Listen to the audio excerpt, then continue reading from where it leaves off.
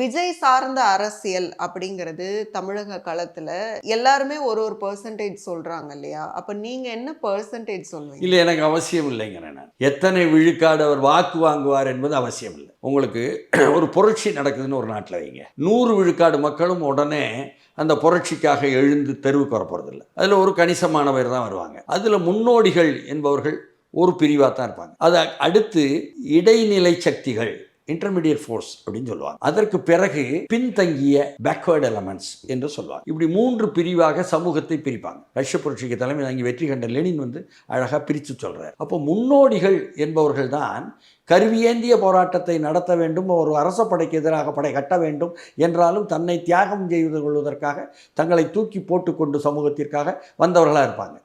அதை பார்த்துவிட்டு ஓஹோ இது வெற்றி அடையுமோ என்று யோசித்து விட்டு வருபவர்களாக இடைநிலை சக்திகள் இருப்பாங்க, இன்டர்மீடியட் ஃபோர்ஸஸ். இதை பார்த்து இவர்களுக்கு ஆதரவு கொடுக்க வேண்டும் என்று நினைப்பவர்கள் தான் பின்தங்கிய சக்தியான பேக்வேர்டு எலமெண்ட்ஸ். அப்போது அவர்கள் பின்னால் இருப்பவர்கள் இவர்களுக்கு சோறு போடலாம், உதவி செய்யலாம், எடுத்து கொடுக்கலாம் இல்லைங்களா, அந்த வேலைகள் தான் செய்வாங்க. அப்போது முழுமையாக ஆனால் வாக்களிப்பது என்று நீங்கள் வந்தீங்கன்னு சொன்னால் தேர்தல் பாதை என்பது அதில் அத்தனை பேரும் வாக்களிச்சாகணும்.